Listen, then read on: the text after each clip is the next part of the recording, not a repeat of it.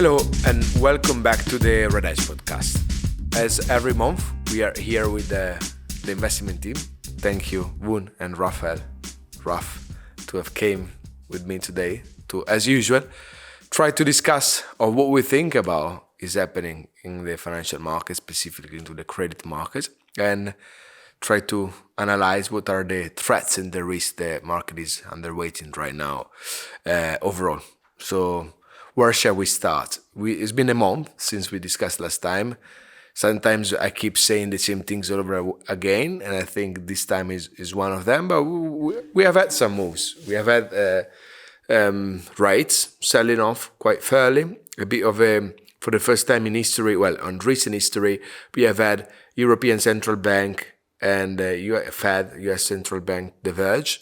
And for the first time, different type of communication, at least for the two. I don't know if they're going to act through, but we've definitely seen both Bund and Treasury selling off levels completely different from one month ago. A bit of rates volatility and credit again, just not really moving. Everyone is ignoring the credit component of bonds and in general credit.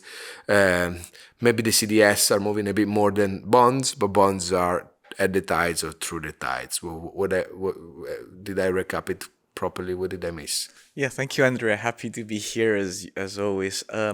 Fundamentally, I think I totally agree with you. Although the points for me, it's really down to two big factors in the near to medium term. First being inflation and how the market pricing for cuts or hikes are being priced in. And secondly is geopolitical risk. Yes, and for sure we had an interesting April. We saw some geopolitical risks come to the fore. But as we saw, the markets quickly shrugged it off. Credit continues to be very firm, hasn't it? But we think that this rally, which has been happening for the last 6 months, so this very strong and incessant rally, has, for me at least, it feels like it's starting to run out of steam.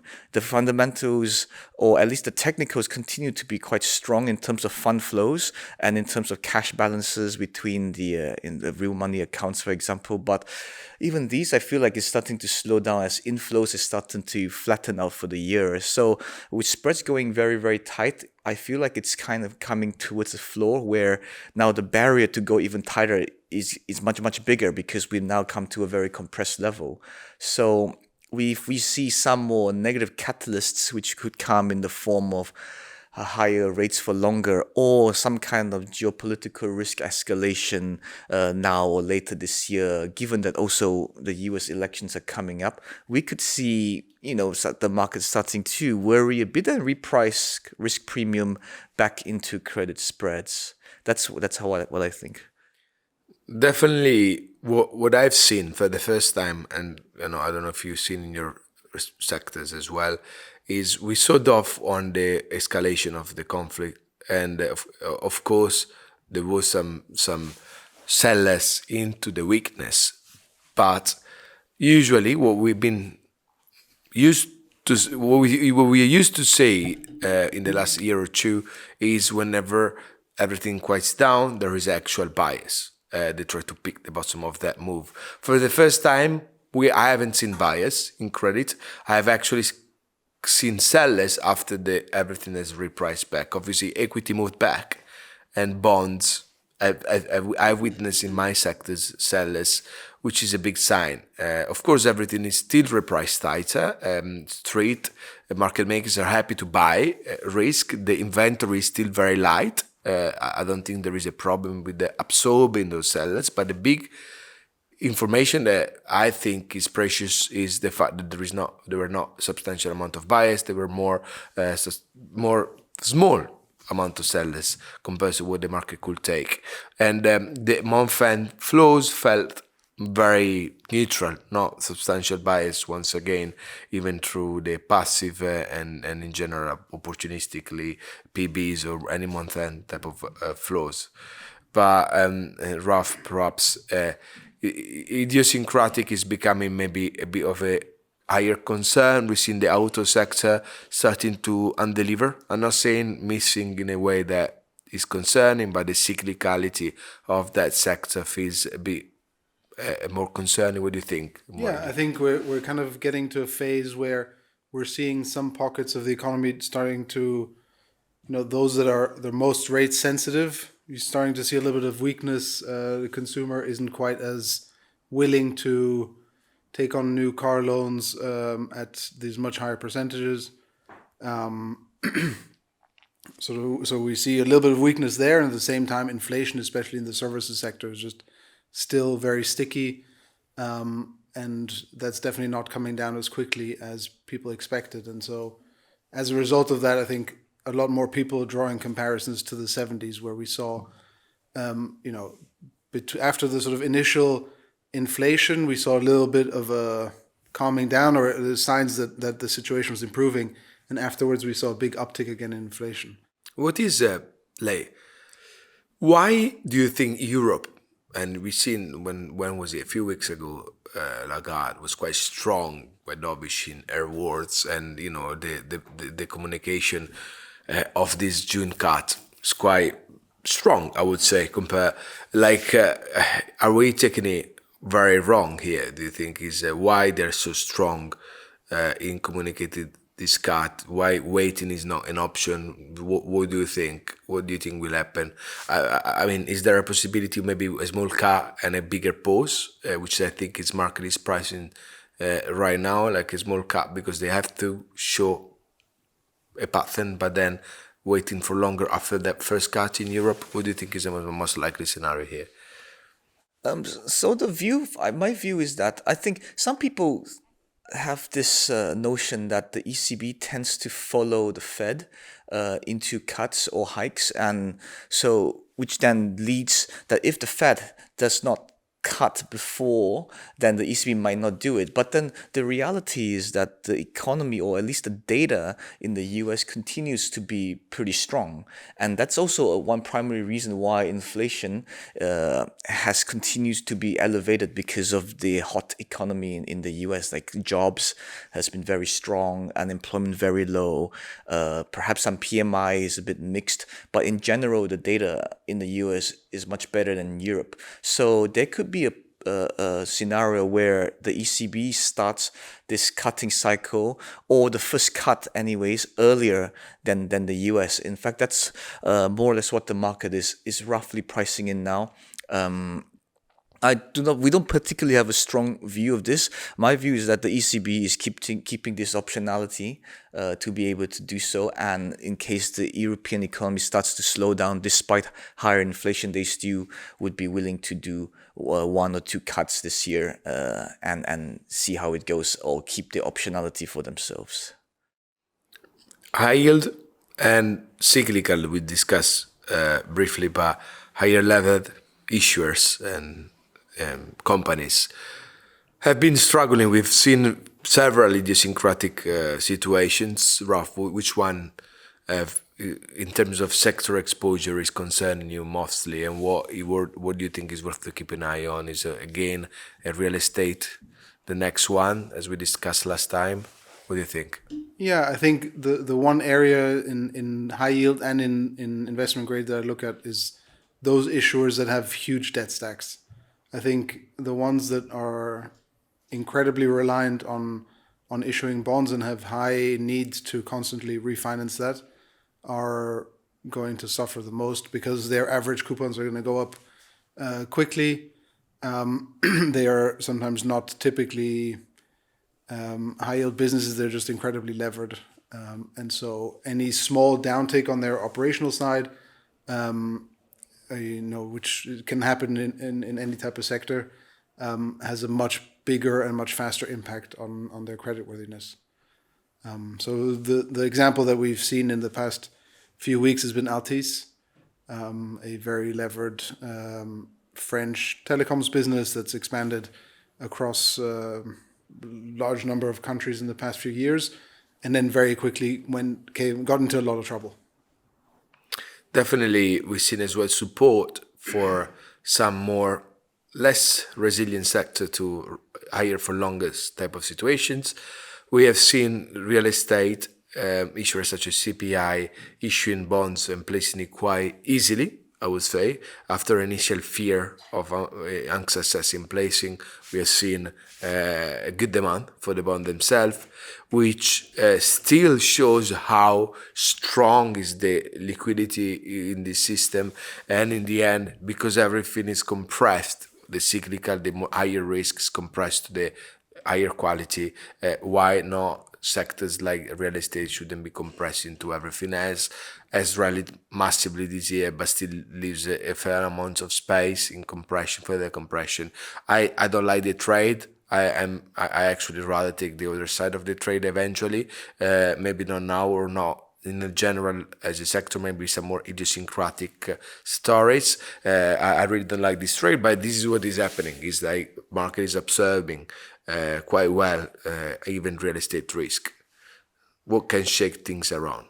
Well, I think the market has somewhat moved into a more selective mode. I mean, if we look back in the QE years, investors didn't really do much credit selection. It was like the rising tide lifting all boats type situation. Whereas now QE is more or less ended. We're going into QT, and also we have this higher rates scenario where we would see cracks in some companies, but obviously not all companies are equal. Some companies are better run and some have just better credit fundamentals than others. And I think over the next couple of years, in fact, we would see this credit selection come back into play, where looking into balance sheets and businesses with good credit fundamentals is just as important as all the macro overlays and such. So there, for us, it's a great thing, because I feel like there will be more relative value opportunities in this scenario. So that's why I think, like for example, there might be issuers or names within real estate or even within sectors that we think are particularly tough or stretched, that continues, that investors continue to want to invest in. Then they will be very selective on names. What about banks? Banks, we have had some problems these years that feels to be absorbed right now. Regional bank again type of situation linked to the commercial real estate, especially New York. What is the latest on banks? What do we think now? Maybe. I mean, overall, if you look at the equity markets in Europe, at least, banks have been big outperformers this year. We are seeing the positive impact of higher interest on their balance sheets, and at the same time, the sort of loan loss provisions aren't going up yet, because so far the economy has been doing well. I think that's been reflected in spreads as well, with the banks being one of the sectors within investment grade that has done the best. Voon, anything to add on the banking system? Yeah, I mean, absolutely. Ruff is absolutely right. NPLs or poor performing loans in Europe, at least, is I would say at all-time lows. So banks as a credit are in a very, very good shape. So they're all very well capitalized, and net interest margins with this higher rate environment is helping most of these bigger banks to be, to have high return on equity and or return on capital as such. So I think we are in this phase or stage on the credit cycle where banks are benefiting from very low delinquencies or low NPL ratios, NPE ratios rather, and also in the cycle where the interest rates are also higher, which helps with their earnings. So looking forward, obviously, going into the next part of the cycle is what we would expect then. It just depends on how the economy would evolve from here. So if the economy, if higher rates continue to persist, which it looks like it might, we may see further issues down the road in terms of higher default rates as such, which means NPE ratios could come out in the next part of the cycle. But I would say for now, the banks are really enjoying a sweet spot for now. Yeah, and you can notice that as well in terms of dividends and stock buybacks, that are being announced very frequently at the moment by all the different banks. And I think that's definitely one thing to keep an eye on, is look out how much of those earnings are they paying out, and are they making sure that their buffers are big enough for any future downturns that we're going to see.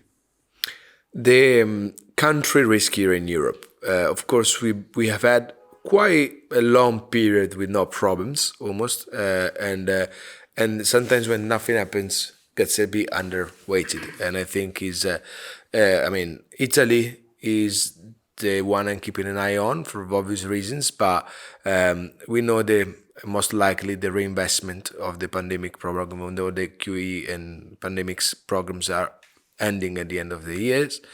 And it's been a long time where we don't test the real fair value of the BTP Bund spread, because of course it's tight now, but we don't know how, because obviously the pandemic program we know can buy, is not limited in the duration where they buy, or is limited at 30 years. I cannot remember what is the actual limitation, but what happens is most likely to sustain the market that will buy very long end BTPs, and the BTP Bund spread or steepeners and flatteners on the BTP curve is a bit driven by the support that central banks gives to the country, and obviously given the growth that they have to show to sustain the amount of debt, and the specific historical periods can be challenging, and if real test to that spread can be happening. And so definitely something I'm well aware of. But away from Italy, which is the usual suspect in Europe, who should be keeping an eye on, even between the core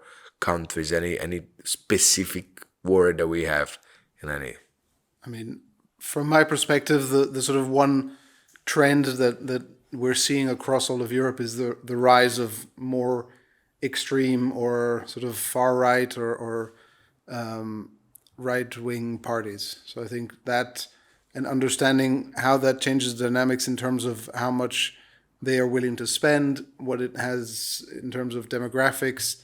It does have obviously a big impact on migration if they introduce much stricter policies.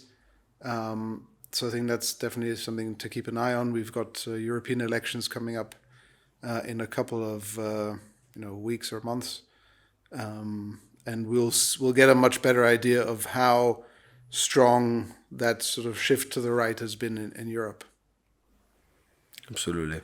But I don't think, it doesn't seem to me like it's a country-specific issue. We've seen in Portugal, they've had a new government. In Germany, you have a significant uptick in popularity of the AfD. In France, similar trends. In Austria and in Italy, you've had a government from that sort of spectrum for a while. So I agree. I don't see any specific threat, but generically far right to be the leading party across Europe. And definitely the geopolitical escalations have been posed right now, but we know that is a risk that is always there. And, we're not talking about just what is happening right now. And Iran is the first time that doesn't fight, it's the first time in the recent history that doesn't fight a war that is not proxy. So it's a direct attack, which is, I think, we are used to the market not to weight those things so much, but it is a big thing. It is obvious that a direct attack is something that never happened before, and how many things that never happened before takes to get worried, basically. And so I guess everyone is just waiting for the next headline. The next headline, we have a US election, which we know can change things around, and geopolitical balance, especially with Asia and China in particular, and the trade war to be resumed. We have a few things, especially for the auto sector, I guess, which shows already a bit of a weakness, which keeps me particularly aware, to say the least. So, as usual, I think we need to be as cautious as possible. It is in the nature of what we do, but in general, I suggest particular cautiousness for this particular period. Yeah, I absolutely agree with you that at the end of the day, it's the reality is that spreads have compressed so much that the risk reward becomes very skewed to the downside as we're basically pushing towards a lower bound or a wall, and it's really, really hard to go a lot higher from here. I also feel like in the last, well, the shift between the previous 6 months and now is that it felt like it was a buy the dip environment, both in credit and in equities as well for risk assets. But now it's slowly moving towards more like selling the rip environment where investors are more happy to take profit on either bonds or credit that has already rallied a lot. So we could see at some point there will be a tipping point where even a small catalyst could push the market the other side as we come towards an extreme tightness in the market. Definitely, what I think is that for European markets, and especially referring to ACB eligible type of instrument, so investment grade bonds of European issuers, will be having a new environment, different type of volatility. ACB stopping the reinvestment is a big thing, more than what I believe market is pricing, because it's not pricing any change, because not just stopping the direct investment has been substituted by a lot of tourists, new buyers of the credit market, of the fixed income market. People that never bought bond before started to buy bonds just because the interest rates are higher, and so the yield is overall higher, which has been re-entering the type of support that the central bank was giving to the IG market. Now, those buyers are not going to be there when it's weak. Central bank was there when it was weak to sustain the market and flat volatility. So we are yet to see and understand how the vol in credit will be looking like in the next 5 years. And I think that is where I see the highest type of opportunity. Of course, there is going to be pure credit ops type of strategy, which are to speculate on who goes in more stressful positions, especially on the high yield side, and being purely fundamental driven, idiosyncratic in those names. But for the IG sector, is all about average vol will be higher, and how scared will be the market in the first big dip is what I'm very, very curious to see. Absolutely. I also want to echo on your point where you talked about new entrants into the market, for example, ETF buyers and obviously the CTA or momentum-driven buyers. I feel like from what we see, they are almost maximum long in credit, which means they are no longer, a marginal buyer at these levels. So there wouldn't be any more continued buying that can make spreads go a lot tighter. However, if the market turns for whatever reason, they might start to be sellers, and then with the lack of marginal buyers can exacerbate these moves wider, which exactly to your point that vol can continue to increase and a lot more than we have seen from before. Absolutely. Well, thank you very much, guys, to find the time to contribute to the podcast, and looking forward to speak with both of you next time. Thank you again. Pleasure. Thank you very very much. Goodbye.